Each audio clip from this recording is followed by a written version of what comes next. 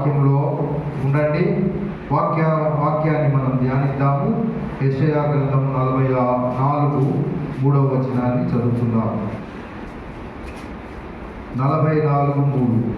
ఈ దినము ఒక చెట్టు గురించి చదవాలి లేదా చెప్పాలి, ఆలోచించాలని ఆశ కలిగి ఉన్నాను. దేని గురించి అండి? చెట్టు గురించి. దేవుడు అనేకమైన చెట్లను మనల్ని పోల్చుతూ మాట్లాడుతూ ఉంటారు. ఒక చెట్టు గురించి మీతో దేవుని సన్నిధిలో దాని గురించిన ఆలోచన మనం చేయాలని ఆశ కలిగి ఉన్నాను. అయితే 44:3 నేను దప్పికొనిన వారి మీద నీళ్లను ఎండిన భూమి మీద ప్రవాహ జలములను కుమ్మరించెదను. నీ సంతతి మీద నా ఆత్మను కుమ్మరించెదను. నీకు పుట్టిన వారిని నేను ఆశీర్వదించెదను. 4 ఆశీర్వాదాలు. ప్రార్థన. పరిశుద్ధుడా, ప్రేమగల తండ్రి, కృపగల రాజా, మీకు వందనాలు. చదవబడిన లేఖన భాగాన్ని దీవించి ప్రభువా, మాకు ఏ వాక్యము కొరత అయి ఉన్నదో, ఏ వాక్యము మాకు అవసరమై ఉన్నదో అటు వాక్యాన్ని మాతో ప్రభువా మాట్లాడి మీరు మహిమ పొందమని మీకే మహిమ చెల్లించి నజరేయుడైన యేసుక్రీస్తు నామములో ప్రార్థించి వేడుకొంచున్నాను పరమ తండ్రి. ఆమేన్. దేవుని బిడ్డలారా, దప్పికొనని వాళ్ళు ఎవరు ఉండరు. దప్పిక మనం చాలా టైము నీళ్లు తాగకుండా ఉంటే ఒక గ్లాస్ నీళ్ళు తాగాలనిపిస్తుంది. ఆటోమేటిక్గా మన కాళ్ళు అటు లేచి వెళ్ళి ఎక్కడ నీళ్లు ఉంటాయో అక్కడ నీళ్లు తాగి తిరిగి రావాలి అనేది మనకు ఆటోమేటిక్గా జరుగుతుంది. అంతే కదండి? దాహం వేసింది లోపల, కానీ ఈ యొక్క కాళ్ళు ఉన్నాయి చూసారా, చేతులు ఉన్నాయి చూసారా, ఆ కాళ్ళు పరిగెత్తుతాయి. ఎక్కడ నీళ్లు ఉన్నాయో అక్కడ. చేతులు ఉన్నాయి చూసారా, ఆ నీళ్లను తీసుకొని తాగడానికి చేతులు, ఎందుకంటే ఆ దాహం తీరడానికి. దేవుడు ఏమంటున్నాడంటే, నేను దప్పికొనిన వారి మీద నీళ్లను కుమ్మరిస్తాను. దప్పిక ఎవరికి ఉంటుందో అది ఏ దాహమైనా దేవుడు తీర్చడానికి, నీళ్లు కుమ్మరించడానికి దేవుడు ఉన్నాడు. నేనున్నాను. సహోదరుడా, సహోదరి, నీకు దప్పిక అయిందా, నీకు దాహమైందా? అది ఏ దాహమైనా కానీ, ఏ దాహమైనా కానీ, నిజ జీవితంలో మనకు కావాల్సిన ఏ అవసరమైన దాహమైనా కానీ అది నేను ఇవ్వడానికి నేనున్నాను. అంతేకాకుండా కొన్ని సందర్భాల్లో ఎండిపోయిన స్థితిలాగా ఉంటుంది మన స్థితిగతులు ఎలా ఉంటాయంటే, అయ్యో అయిపోయింది కదా బ్రతుకు, నాకు ఏమి ఆధారం లేదు, ఎవరు కూడా సహాయం చేసేవాళ్ళే లేరు, ఎందుకు ఇట్లా నా బ్రతుకు ఇట్లా అయిపోయిందనే ఆ యొక్క స్థితికి వెళ్ళిపోతాం. ఆ టైంలో ప్రియ సహోదరి, సహోదరుడా, ఎండిన భూమి మీద ప్రవాహ జలములను కుమ్మరించదు. ఎండిపోయిన స్థితి ఎవరైనా ఉందా? అయితే ఎండిపోయిన స్థితి రాగానే అక్కడ ప్రవాహ జలములు నేను కుమ్మరిస్తానని దేవుడు వాగ్దానం చేస్తున్నాడు. ఈ వాగ్దానము కేవలం నమ్మదగినది. సహోదరుడా, సహోదరి, ఎప్పుడైనా కానీ మన జీవితంలో ఎండిపోయిన స్థితికి వెళ్ళిపోయామా? మనం చూసినప్పుడు హెజ్కేలు 47వ అధ్యాయంలో మనం చూసినప్పుడు, ప్రియ దేవుని బిడ్డలారా, హెజ్కేలు ఆయన వెళ్ళినప్పుడు ఆ లోయలో అన్ని ఎముకలే ఉంటాయి కదండి. ఎముకలకు ప్రాణం ఉంటుందా? ఉండదు. అయినా కానీ శరీరం కూడా ఉండదు. అయినా కానీ ఏది లేకపోయినా, ఏది ఉండాలి, మనుషులకు ఏది కనపడదు. మనుషులకు ఎండిపోయిన వెముకల వలె కనపడినా కానీ దేవునికి సమస్తము సాధ్యం. నమ్మిన వారు ఆమేన్ చెప్తారా? ఆమేన్, హల్లెలూయా. మన జీవితంలో ఇక కాదు అనుకునేవి అవి నెరవేరడానికి దేవుడు ఏం చేస్తున్నాడనంటే, ప్రియ దేవుని బిడ్డలారా, ఎండిన భూమి మీద జల ప్రవాహమును కుమ్మరించదు. నంబర్ 1 ఏమో దప్పికొనిన వారికి దాహం తీస్తాడు దేవుడు. రెండవదిగా ఎండిపోయిన భూమి మీద ప్రవాహ జలములు, ఒక మామూలుగా ఏదో ఇలా తుప్పిరి పడ్డట్టు కాదు, జలము ఎంత పడుతుందనంటే విస్తారమైన ఆశీర్వాదం, విస్తారమైన దీవెన. ఉదయకాలం ఉన్నారా ఎవరికైనా కానీ, అయ్యో నా బ్రతుకులో ఇది నేను సాధించలేకపోయాను, ఇది నాకు రావట్లేదు, నేను ఎప్పుడు కూడా ఇలాగే ఉన్నాను, తక్కువ స్థితిలో ఉన్నాను అని బాధపడేవారు ఉన్నారా? నా ఆరోగ్యం కుదరపడట్లేదు, ఎప్పుడు కూడా ఇలాంటివే, నా సమస్యలు ఇలాంటివే, నా బాధలు ఇలాంటివే అనేవాళ్ళు ఉన్నారా? అది దేనికి సాదృశ్యంగా? ఎండిన భూమికి సాదృశ్యంగా. అయితే దేవుడు ఈ ఉదయకాల సమయం చెప్పే మాట ఏమిటంటే, ఎండిన భూమి మీద ఆయన జల ప్రవాహములు ప్రవాహం అని అంటే అట్లా అట్లా వచ్చి అంతా నిండిపోతుంది ప్రియ దేవుని బిడ్డలారా. అనుకోని రీతిగా అంత ఆశీర్వాదం. అంతేకాకుండా మూడవదిగా నీ సంతతి వారి మీద, నీ సంతతి మీద నా ఆత్మను కుమ్మరించదు. దేవుని ఆత్మ ఉంది ప్రియ దేవుని బిడ్డారా. ఆయన పరలోకానికి వెళ్లే ముందు శిలువలోకి దిగి వచ్చి తన ప్రాణమును పెట్టి ఆయన నలగగొట్టబడి, తన శరీరాన్ని నలగగొట్టబడి, తన రక్తాన్ని చిందించి తిరిగి పరలోకానికి వెళ్ళిపోతుండగా ఆ గలిలయ వాసులారా, మీరు ఎందుకు అలాగూ మీరు ఆశ్చర్యంగా చూస్తున్నారు? మీరు ఎందుకు ఆశ్చర్యంగా చూస్తున్నారు గలిలయ వాసులారా? ఇదిగో ఆయన ఎప్పుడైతే ఆ ప్రభువు ఎలాగైతే పైకి ఎత్తబడుతున్నాడో అలాగే తిరిగి వస్తాడు అని అప్పటి ప్రజలకు ఆ దూతలు చెప్పారు. అక్కడ ఉన్న దూత, ఆ ఆకాశంలో దూతలు చెప్తే వారు విన్నారు. ఎక్కడ? గలిలయలో. తిరిగి రానై ఉన్నాడు దేవుడు. అయితే ఆయన వెళ్ళిపోగానే మనం అనాథలమే కాలేదు, మనల్ని ఒంటరిగా కూడా వదిలివేయలేదు. నేను వెళుతున్నాను, వెళ్ళిన తర్వాత నేను పరలోకం నుండి పరిశుద్ధాత్మను మీకు పంపిస్తాను. ఏమన్నాడండి? మనల్ని వట్టిగా ఉంచాడు దేవుడు, పరిశుద్ధాత్మ. అయితే మనం ఏం చేయాలి? ఆత్మను మరి కావాలని కోరిక కలిగి ఉండాలి, ఆత్మలో ఆనందించాలి. అందుకనే ఇందాక ఆరాధన చేస్తూ ఆరాధన పరవశనం అయిపోయి దేవా మీకు స్తోత్రం స్తోత్రం అని ఆ యొక్క హృదయాంతరంగం నుంచి స్తుతులు చెల్లిస్తున్నాం చూసారా? అప్పుడు ఆత్మ కుమ్మరించబడుతుంది. అవుననే వారు ఆమె చెప్తారా? ఆమె హల్లెలూయా హల్లెలూయా. నీ సంతతి మీద నా ఆత్మను మరి కుమ్మరిస్తాను. మూడవ ఆశీర్వాదం ఏమిటంటే మన సంతతి మీద ఆత్మను. ఈనాడు ఆత్మ లేనివాడు నావాడు కాడని దేవుని వాక్యం సెలవిస్తోంది. ఆత్మ కలిగి ఉంటే ప్రయాసపడుడే అని కూడా ఉంది. కాబట్టి ఆత్మను మనం కోరుకోవాలి. అవుననే వారు ఆమె చెప్తారా? ఆమేన్ హల్లెలూయా. ఇక నాలుగవదిగా నీకు పుట్టిన వారిని నేను ఆశీర్వదిస్తాను. మనకు ఎవరైతే పిల్లలు పుడుతున్నారో పిల్లలతో పాటు ఆశీర్వాదాలు కూడా దేవుడిస్తాడు. అయ్యా, పిల్లలతో పాటు ఆశీర్వాదం కూడా దేవుడిస్తాడు. అది దేవుని యొక్క ఆశీర్వాదం. ఎన్ని ఆశీర్వాదాలు? 4 ఆశీర్వాదాలు. దేవుడు ఇంత ఆశీర్వాదాలు ఇస్తూ కూడా మనల్ని ఎలా ఉంచుతున్నాడు అంటే ఒక చెట్టు వలె ఉంచాలని ఆయన కోరిక ఉన్నది. సంతోషంగా ఉన్నవారు 2 చేతులు పైకెత్తి ఆమేన్ చెప్తారా? ఆమేన్ హల్లెలూయా. మీరు అడగవచ్చు, పాస్టర్ గారు ఏమి చెట్టు అది? ఏమి చెట్టు? ఎలాంటి చెట్టు అని అంటే రండి చూద్దాం. 5వ వచనములో హల్లెలూయా 4వ వచనం చదువుకుందాం. ఒకడు నేను 4 నీటి కాలువల యొద్ద నీటి కాలువల యొద్ద నాటబడిన నిరవంజి చెట్టు గడ్డిలో ఎదుగునట్లు వారు ఎదుగుదురు. దేవునికి స్తోత్రం చేద్దాం. హల్లెలూయా. పిల్లలు ఎదుగుతారు. పిల్లలు, వారికి పుట్టిన పిల్లలను నేను ఆశీర్వదిస్తాను అని అంటే వారు, వారి సంతానము, తల్లిదండ్రులు, వారి కుటుంబము ఎట్లా ఆశీర్వదింపబడుతుంది అని అంటే ఇక్కడ ఒక చెట్టును దేవుడు మనకు పరిచయం చేస్తున్నాడు. నిరవంజి చెట్టు. అదా చెప్తామా మాట? నిరవంజి చెట్టు. నిరవంజి చెట్టు. చెప్తాం. నిరవంజి చెట్టు. మనం ఎవరూ చూడలేదు ఆ చెట్టు, మనం ఎవరం కూడా చూడలేదు. కానీ పరిశుద్ధాత్మ దేవుడు ఈ యొక్క బైబిల్లో ఆ మాటను రచింపజేసి ఉన్నాడు. పరిశుద్ధాత్మ దేవుడు ఏ చెట్టును చూపిస్తున్నాడు మనకు ఈ ఉదయకాల సమయం అంటే? దేవుడికి స్తోత్రం. నిరవంజి చెట్లు. అందరూ చప్పట్లు కొడదాం. హల్లెలూయా హల్లెలూయా. దేవుడికి స్తోత్రం. నిరవంజి చెట్టు గురించి గ్లోరీ. హల్లెలూయా. అది ఎంత పైకి ఎదుగుద్దో అంత భూమిలోనికి పోదు. ఏమా? కొన్ని చెట్లు ఉంటాయి. ఇప్పుడు గడ్డి ఉన్నది, దాని ఏర్లు ఎంత దూరం ఉంటాయి? ఇట్లా పీకితే మనకు ఏరు కనబడుతుంది. ఒక 4 ఏర్లు ఇంత ఉంటాయా, ఇంత ఉంటాయా, అయ్యా ఇంత ఉంటాయా, బయటకు వస్తాయి. ఇంకా కొన్ని చెట్లను ఏదైనా ఒక చెట్టును మనం పైకి లాగితే కొంచెం ఏరు ఉంటుంది, ఇంతవరకు ఇంత ఏరు ఉంటుంది. చెట్టు ఎంత ఉంటుంది? ఇంత ఉంటుంది. దాని ఏరు ఎంత ఉంటుంది? ఇంత. ఇది ఇట్లా కాదు. నిరవంజి చెట్టు అని అంటే చూడండి, నిరవంజిని ఎవరు చూడలేదు, కానీ దానికి ఆకులు ఏమీ ఉండవు. ఆకులు ఉంటాయనుకుంటున్నారు ఆ చెట్టు కదా అని. ఆకులు ఉండవు. ఆకులకు బదులుగా ఒక సువ్వలలాగా ఉంటాయి వాటికి. ఇప్పుడు చిన్నపిల్లలు, ఒరే చిన్న అబ్బాయి, పేరేం పేరు?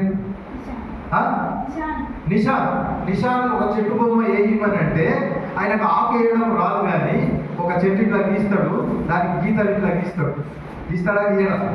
ఆ గీతలే దానికి బ్రాంచెస్, దాని కొమ్మలని అట్లా గీస్తాడు. ఆ చిన్నోడు కాబట్టి ఒకటి ఇట్లా చెట్టుకు ఇట్లా పెడతాడు, దాని కొమ్మలకు గీతలు గీస్తాడు. ఈ యొక్క చెట్టు నిరవంజి చెట్టుకు ఆకులు ఇట్లా గీతలలా ఉంటాయి, సువ్వలలాగా, సన్నగా సువ్వలలాగా. అలాంటి చెట్టు చూశారు ఎవరైనా? హలో, ఉన్నారా? అలాంటి చెట్టు. కాబట్టి ప్రియ దేవుని బిడ్డలారా, అది నిరవంజి చెట్టు. చూడండి, దేవునికి స్తోత్రం. కొలస్సీయులకు రాసిన పత్రిక 2వ అధ్యాయము 6వ వచనంలో ఆయన ఏమి పౌలు గారు చెప్తున్నారంటే, వేరు పారాలి, దేవునిలో మనము వేరు పారాలి. ఏం కావాలమ్మా? వేరు అని అంటే, వేరంటే ఏంటి? రూట్. వేరంటే రూట్. ఆ రూటు ఏదో ఇంత కొంచెం దూరం పోతే కాదు, ఆ దూరంగా భూమి లోపలికి వెళ్ళగలగాలి. మన రూట్ ఎట్లా ఉండాలి? భూమి లోపలికి పోవాలి. ఏదో వచ్చామా పోయామా, దేవుని ఆరాధన చేశామా వెళ్ళిపోట్ల కాదు, దేవునిలో నాటపడాలి, గట్టిగా నాటపడాలి. చదువుతారా? 2:6 కొలస్సీయులకు రాసిన పత్రిక 2వ అధ్యాయము 6వ వచనం. కావున మీరు ప్రభువైన క్రీస్తు యేసును అంగీకరించిన విధంగా ఆయన యందు వేరు పారిన వారై ఇంటివారు కట్టబడుచు మీరు నేర్చుకున్న ప్రకారముగా విశ్వాసమందు స్థిరపరచబడు కృతజ్ఞతాస్తుతులు చెల్లించుట. దేవునికి స్తోత్రం. చాలు, మనం అక్కడ చూడాల్సింది ఏంటంటే వేరు పారాలి. వేరు పారాలి అంటే ఈ నిరవంజి చెట్టు అక్కడెక్కడ ఉండదు. ఎక్కడైతే నీళ్ళ ఊట ఉంటుందో అక్కడే ఉంటుంది. నిరవంజి చెట్టు ఎక్కడ పడితే అక్కడ దొరకదమ్మా. నాకు కనబడాలి అని అంటే ఇక్కడ ఎక్కడ కనబడాలి? నీళ్ళ ప్రవాహం ఉంటుంది చూసినా, ఆ నీళ్లు పోతా ఉంటాయి. ఆ పక్కలకు పోయి చూస్తే ఇలాంటి చెట్టు కనబడుతుంది. ఏ చెట్టు? నిరవంజి. ఎట్లా అది నిరవంజి చెట్టు అని అంటే, దానికి ఆకులు కాదు, ఆకుల లాగానే ఉంటాయి కానీ అవి ఒక బెత్తాలు లాగా ఇట్లా సన్నగా ఉంటాయి. కానీ చాలా నిటారుగా పైకి కనబడుతుంది. చాలా నిటారుగా పైకమ్మా. మనం మనుషులు ఎంతమంది ఎన్ని ఫీట్లు ఉంటారు? 6 ఫీట్లు 7 ఫీట్లు ఉంటారు. అది ఎన్ని ఫీట్లు ఉంటుంది అనుకుంటున్నారు? 50 ఫీట్ల కంటే ఎక్కువే. ఆ చెట్టు ఎంత? 50 ఫీట్ల పైకి ఉంటుంది. ఎంత పైకి ఉంటుందో అంత భూమి లోపల ఉంటుంది. దేవుడికి స్తోత్రం చెల్లిద్దాం. హల్లెలూయా, హల్లెలూయా. ఎంత పైకి ఉంటుందో 50 ఫీట్లు పైకి అంటే భూమి లోపల కూడా 50 ఫీట్లు. 100 ఫీట్లు భూమికి పైన అంటే 100 ఫీట్ల లోపు దాని యొక్క ఏరు. అందుకనే పౌలు గారు వేరు పారి అనే పదాన్ని వాడుతున్నారు. ఇందాక తిమోతి గారు చదివారు. వేరు పారాలి. మనం బయటికి ఎంత కనబడుతున్నామో లోపల కూడా అంత ఉండాలి. నమ్మిన వారు ఆమె చెప్తారా? ఆమేన్, హల్లెలూయా. మనం బయటికి ఎట్లా కనబడుతున్నాం అంటే, ప్రియ దేవుని బిడ్డలారా, ఇంకో బైబిల్ తీసుకుంటున్నాం, సంకట పెట్టుకొని ఇట్లా నడుస్తున్నాం కదా, బయటికి ఎట్లా కనబడుతున్నాము అట్లా మన జీవితం లోపల కూడా దేవునిలో అంతకంతకు వేరు పారాలి. అవుననే వారు ఆమె చెప్తారా? ఆమేన్, హల్లెలూయా. దేవునికి స్తోత్రం. కనుక దానికి ఉండే గుణాలని అయితే దాని గురించి చూద్దాం. ప్రియ దేవుని బిడ్డలారా, కీర్తనలు 1:2లో కూడా చక్కటి ఉదాహరణ మనకు కనబడుతూ ఉన్నది చెట్టు గురించి. కీర్తనలు 1:2 హల్లెలూయా మనకు సుపరిచితమైన లేఖన భాగం. ఆ కీర్తనలు చిన్నపిల్లలకు బైహాట్ కూడా వస్తుంది. దుష్టుల ఆలోచన చొప్పున నడవక, పాపుల మార్గమున నిలవక, అపహాసకులు కూర్చుండక, యెహోవా ధర్మశాస్త్రమందు ఆనందించు, ధ్యానించువాడు ధన్యుడు. అతడు అక్కడి నుంచి అతడు నీటి కాలువల యోరను నాటబడినదై ఆకు వాడక తన కాలమందు ఫలమిచ్చు చెట్టు వలె ఉంది. హల్లెలూయా చెప్తాం. హల్లెలూయా. నీటి కాలువల యోరను నాటబడినదై. ఈ నిరవంజి చెట్టు నీటి కాలువల యోర నాటబడినదైన చెట్టు. అక్కడిక్కడ నాటబడదండి. ఎక్కడైతే మంచి సమృద్ధి అయిన ఆహారము, మంచి వాక్యము విత్తబడుతుందో అక్కడ నాటబడతారు. ఏదో వట్టిగా పోయి ఎక్కడెక్కడనో ఏదో తిన్నామా అంటే తిన్నాము, ఏదో ఒక అడుగులు తిని వచ్చినాము, అది కాదు. మంచి భోజనం, మంచి బిర్యానీ తిని వచ్చే చోటికే ఈ చెట్టు ఉంటుంది. ఏంటంటే ఎప్పుడు నీళ్లు గలగల పారే దగ్గరే అక్కడ. అందుకని ఎప్పుడైతే మనము 2 విషయాలు అక్కడ ఉన్నాయి. ఇవన్నీ చేయక యెహోవా ధర్మశాస్త్రమందు ఆనందించు దివారాత్రము ధ్యానించే వారై ఉండాలి. 2 విషయాలు. యెహోవా మరి ధర్మశాస్త్రమందు ఆనందించుచు అంటే ఆయన మాటలు వింటూ దివారాత్రం దాన్ని ధ్యానించేవారు, 2 పనులు చేసేవారమై ఉండాలి. ఆ 2 పనులు అంటే ఎప్పుడు కూడా ప్రార్థన, బైబిల్ చదవడం, ప్రార్థన, బైబిల్ చదవడం, ప్రార్థన, బైబిల్ చదవడం. ఎప్పుడు అదే పనిలో ఉండాలండి. ఎప్పుడు ఉండాలి మాస్టర్ గారు? అమ్మా ఎప్పుడు ఉండాలి? ఎప్పుడు సైట్ దొరికితే అప్పుడు ఒక వాక్యం చదువుకోవాలి, ఒక చిన్న ప్రార్థన చేసుకోవాలి. వాక్యం చదవాలి, చిన్న ప్రార్థన అంటే మోకరించే కాదు, కూర్చొని కూడా దేవా మీకు స్తోత్రం అని చెప్పుకోవడం కూడా. అట్లా మనం దేవుడిలో గడిపినప్పుడు అతడు ఎట్లా ఉంటాడు అని అంటే ఆ వ్యక్తి, అట్లా చేసే వ్యక్తి ఎట్లా ఉంటాడు అని అంటే నీటి కాలువల ఎవరా నాటబడినదై. ఎవరు నాటబడిన వాడు? అలా చేసిన వ్యక్తి ఎవరు? ఆ పేరేంటి? చెట్టు. ఆ పేరు, ఆ చెట్టు పేరు ఏంటి? నిరవంజి చెట్టు. నిరవంజి. చప్పట్లు కొడదాం, దేవునికి స్తోత్రం. హల్లెలూయా. ఆ చెట్టు పేరు నిరవంజి. దాని విశేషత ఏంటంటే 50 ఫీట్లు పైకి పోయిందా? 50 ఫీట్లు పైకి పోయిందా? ఎంత గాలి వచ్చినా, ఎంత తుఫాను వచ్చినా, ఎన్ని వరదలు వచ్చినా అది పడిపోదు. అది పడిపోదు సహోదరి. ఎందుకు? ఓ దేవునికి స్తోత్రం. 50 ఫీట్లు. అది ఎంత 50 ఉన్నదా 100 ఉన్నదా కింద కూడా 50 100 పోతుంది. దేవునికి స్తోత్రం. అందుకనే ఇప్పుడు బిల్డింగ్స్ కడుతున్నారు చూసారా? పెద్ద పెద్ద హై రైజ్ బిల్డింగ్స్ 3 అంతస్తులు 10 అంతస్తులు కడితే అది ఎంత పైకి ఉన్నదో అంత భూమి లోపల కూడా దానికి ఆ యొక్క పునాదులు వేస్తారు.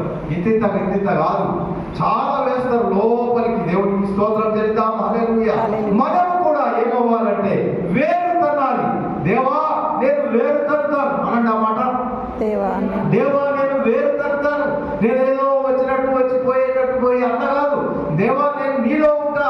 ఎప్పుడు ప్రతి ఆదివారం నీ సన్నిధిలో కనబడతా, ప్రతి నిత్యం నీ వాక్యాన్ని చదువుతా, ప్రతి నిత్యం దేవానికి స్తోత్రం అని నీకు ప్రార్థన చేస్తా. 2 విషయాలు చేయాలి. ఇక్కడ చూడండి, నిరవంజి చెట్టు.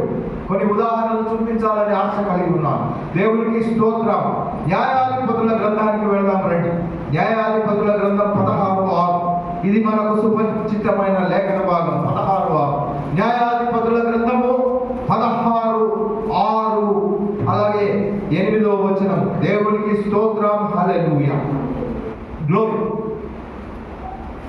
న్యాయాధిపతుల గ్రంథము 16:6 చదువుతారా? కాబట్టి డెలీలా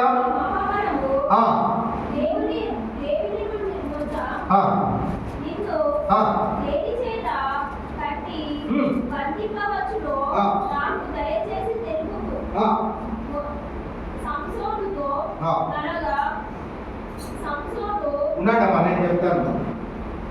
ఇక్కడ జరిగేది ఏంటి అంటే సంసోను ఒక ఆమెను ప్రేమించి లవ్ అఫేర్ జరిగింది. ఇక్కడ తల్లిదండ్రులకు చెప్పకుండా ఆయన పోయి ఊకే కలవడము, చేయడము, ఆమెతో మాట్లాడటము.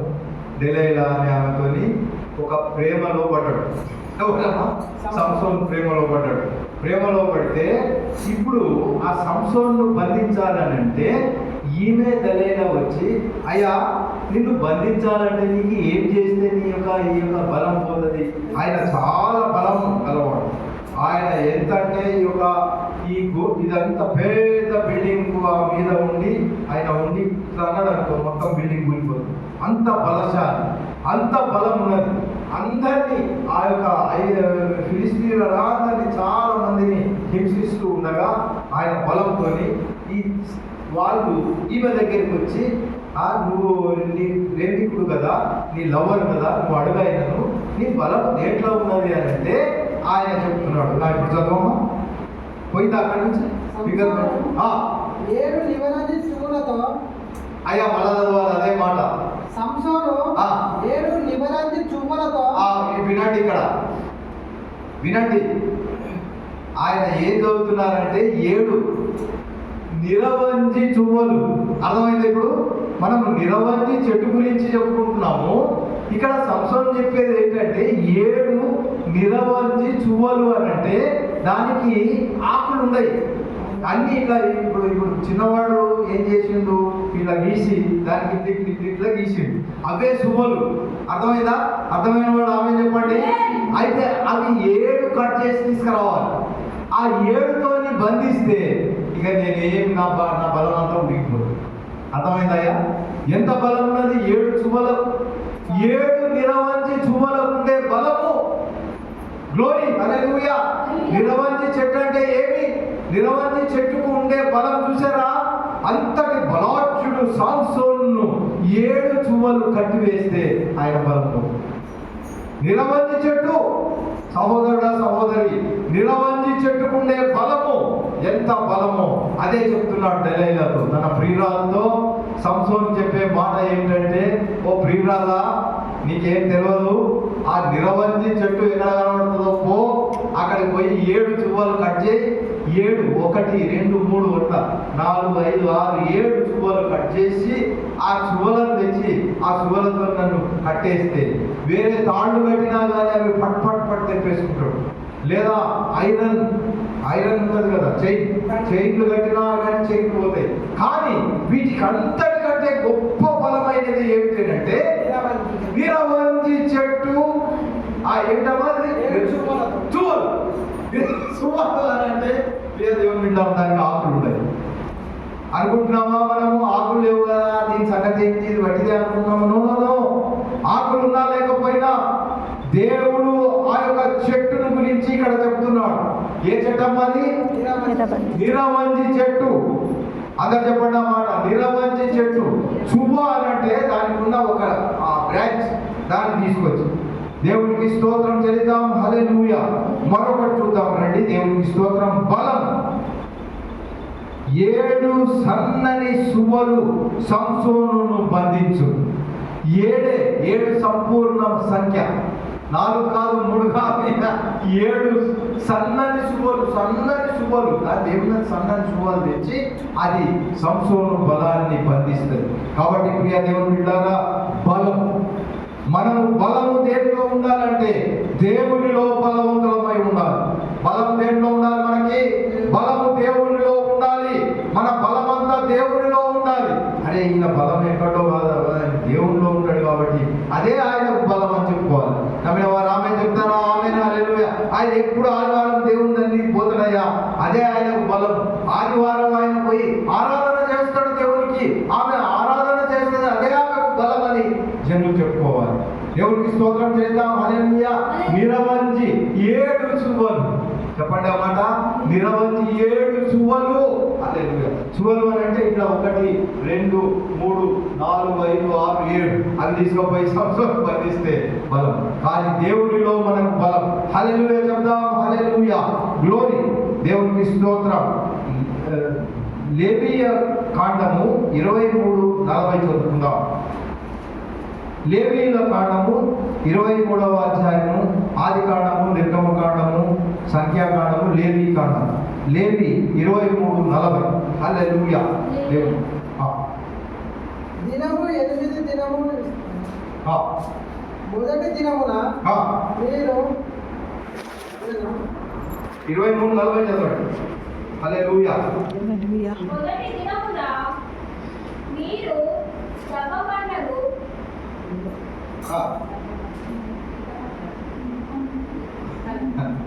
ఇన్న వంటలను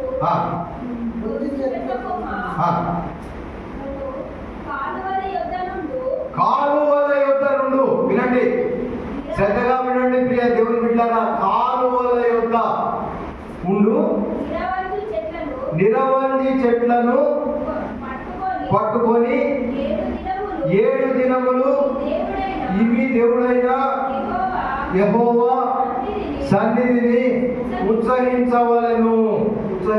చూడవలెను. వింటున్నారా సహోదరి సహోదరుడా? నిరవంజి చెట్టు అక్కడిక్కడ దొరకదు మనకు, ఎక్కడ పడితే అక్కడ దొరకదు.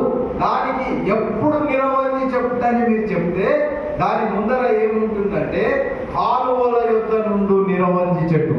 ఏం చెట్టు అమ్మది? కాలువల యొద్ద నుండి నిరవంజి చెట్టు. అది మహాబలం కలది. దేవునికి ఉత్సహిస్తూ ఉండాలి. 7 దినములు చెట్లు కొమ్మలను కాలువల యుద్ధను నిరవంజించట్టు పట్టుకొని 7 దినములు మీ దేవుడైన యెహోవా. కాబట్టి నంబర్ 1 ఏమో మన బలమంతయు దేవునిలో ఉండాలి. రెండవది మన ఆశ, మన యొక్క సంతోషము, మనం ఎక్కడ సంతోషము ఎక్కడ ఉండాలంటే దేవుని సన్నిధిలో ఉండాలి. 7 దినములు ఆరాధన చేస్తూ ఉండాలి. ఎట్లా? దేనితో? ఆ యొక్క నీళ్ల పక్కకు ఉండి నిలవంచి కొమ్మలను తెచ్చుకొని ఆరాధన చేస్తూ ఉండాలి. దేవునికి స్తోత్రం చెప్తాము. హల్లెలూయా, హల్లెలూయా. వట్టి చెట్ల కొమ్మలు కాదు, వట్టి చెట్ల ఆకులు కాదు, నిలవంచి చూస్తే దానికి ఆకే ఉండదమ్మా. కానీ ఎంత దేవుడు దాని గురించి చెప్తున్నాడు. అది తీసుకొచ్చి అది ఎట్లా ఉంటది అంటే సన్నగా ఒకదానికి ఒకటి అతుకు పెట్టినట్టు సన్నగా ఒక సువ్వలా ఉంటుంది. సన్నగా ఉంటుందా? అయినా కానీ దానికి అంత విలువ. అది తెచ్చుకొని అది ఈత కొమ్మలు కాదు నేను చెప్పేది. మీరు అనుకుంటున్నారేమో ఈత కొమ్మలు పట్టుకొని మనం అప్పుడు ఆరాధన చేస్తాం కదా, అది కాదు. ఆ సన్నటి అది తెచ్చి దేవుని సన్నిధిలో ఉత్సహించి సంతోషించాలి.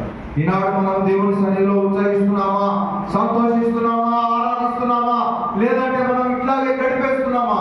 ఆదివారము దేవుని దినము కనుక వాక్యం పెట్టున్న సహోదరుడా, నువ్వు ఇంకా ఇంట్లోనే కూర్చున్నావా? ఇంకా దేవుని సన్నిధికి రావట్లేదా? ఇంకా దేవుని సన్నిధిలో ఉత్సహించట్లేదా? ఇక్కడ వాక్యం ఏం చెప్తుంది? మళ్ళీ చదవండి. దేవునికి స్తోత్రం. హల్లెలూయా. 23:40. మొదటి దినమున మీరు ఈత మట్టలను బుద్ధి చెట్ల కొమ్మలను కాలువల యొద్ద నుండి నివరంజి చెట్లను పట్టుకొని 7 దినములు మీ దేవుడైన యెహోవా సన్నిధిని ఉత్సహించుచు ఉండవలెను. హల్లెలూయా చెప్తాం. హల్లెలూయా. 7 దినములు దేవుని సన్నిధిలో ఉత్సహిస్తూ ఉండాలి. అయితే దేంతో మనం ఉత్సహించాలి అంటే ఆ కాలువల యోరను నాటబడిన అది ఉంది కదా, అది ఏం చెట్టయ్యా? నిరవంజి చెట్టు కొమ్మలు. హల్లెలూయా. దేవునికి మహిమ కలుగును గాక. మనం దేంతో ఆరాధన చేయాలి? నిరవంజి చెట్టు కాక మరొక చెట్టు ఆకులు వదలవద్దు. మనం దేవుని సన్నిధిలో ఆరాధన చేస్తామా, సంతోషించామా, ఉత్సహించామా? ఆ యొక్క నిరవంజి చెట్టు కొమ్మలను తీసుకొని దేవుని సన్నిధిలో మొదటిగా మన బలమంతయు దేవుని సన్నిధిలో. హల్లెలూయా. రెండవదిగా మన సంతోషము ఆ యొక్క నీటి కాలువల యోరను ఉన్న ఆ యొక్క నిరవంజి చెట్టు ఆ యొక్క కొమ్మలను తీసుకొచ్చి వాటితో ఆనందించాలి. మనం సంతోషించాలి. సంతోషిస్తున్నాం మనం దేవుని సన్నిధిలో? ఈనాడు ఉన్నారా? సంతోషం ఎక్కడ? దేవుని సన్నిధిలో.